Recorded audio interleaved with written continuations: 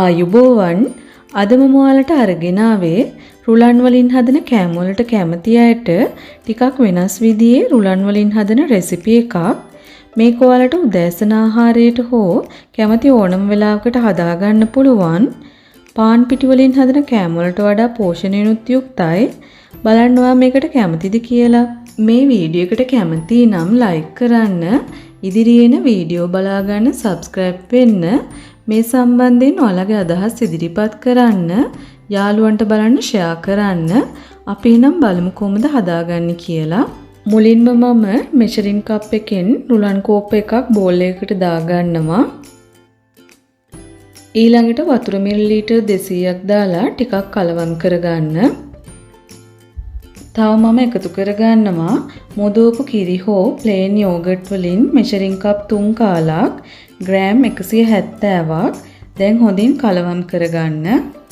ඊළඟට පැය භාගයක් විතර වහලා තියන්න. ඒ අතරේ මම මේ ෆිලින් එක හදා ගන්නවා. පෑන් එකක් ලිපේ තියලා තෙල් මේස හැන්දක් එකතු කරගන්න. තෙල් ටික රත් වෙනකොට අබතේ හැඳි භාගයක් කරපිංචා කොළ ටිකක් දාගන්නවා. ඒත් එක්කම සුදු ලුණු බිග් දෙකක් බීලුණු ගෙඩියකින් කාලක් පොඩියට කපලා එකතු කරගන්න. ලුණු ටික පොඩ්ඩක් මැලවෙනකන් තියන් ඉඳලා මම ටූනා මාළු ටින් එකක් දාගන්නවා. මේ දේවල්ම අවශ්‍ය නැහැ. ඔයාලට කැමති විදිහකට හදාගන්න පුළුවන්. මාළු ටිකත් විනාඩියක් විතර තියලා මම කලින් තඹගත්ත අලගෙඩි දෙකක් එකතු කරගන්නවා. ඒකට මම ලුණු, ගම්බිරිස්, කහකුරු ටිකක් දාගන්නවා. ඔයාලගේ රසයට ගැලපෙන විදිහට එකතු කරගන්න. ඊළඟට අල ටික හොඳට පොඩි වෙන විදිහට කලවම් කරගන්න.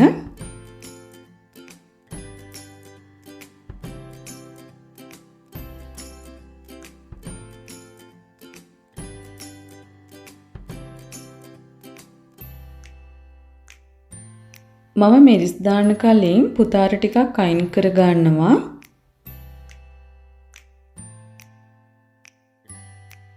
දැන් මම මිරිස් තේ හැන්දක් එකතු කරගෙන නැවතත් හොඳින් කලවම් කරගන්නවා.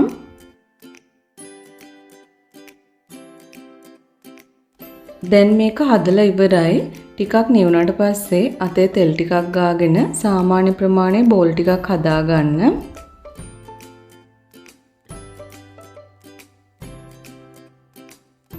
බෝල ටිකත් හදාගත්තට පස්සේ මම රුලන් මිශ්‍රණයට ලුණු තේ හැඳි භාගයක්,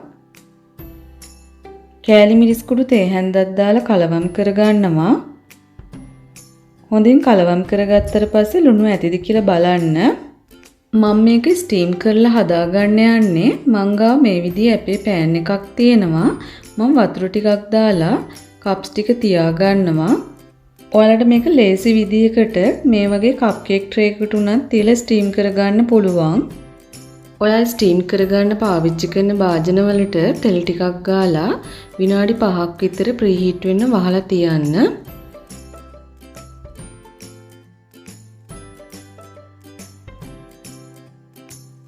විනාඩි 5කට පස්සේ මම රුලන් මිශ්‍රණයෙන් ටිකක් මේ විදිහට කප් එකට දාගන්නවා. අපි හදාගත්ත බෝලෙකුත් දාලා තව රුලන් මිශ්‍රණය උඩින් ටිකක් දාලා කවර් කරගන්න. ඒ විදිහට මම කප්ස් 4ටම දාගන්නවා.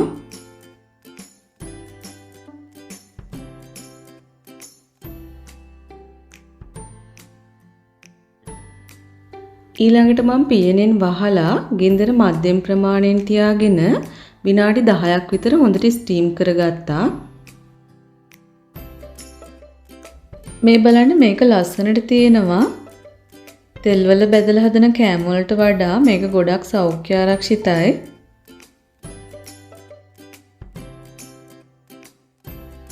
ඒ විදිහට මම ඔක්කොම ටික හදාගත්තා. තව මම මේකත් එක්ක කන්න කොකනට් චට්නි එකකුත් හදාගෙන තියෙනවා.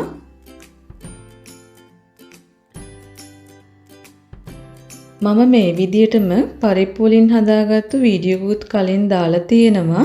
ඔයා බැලුවේ නැත්නම් බලන්න.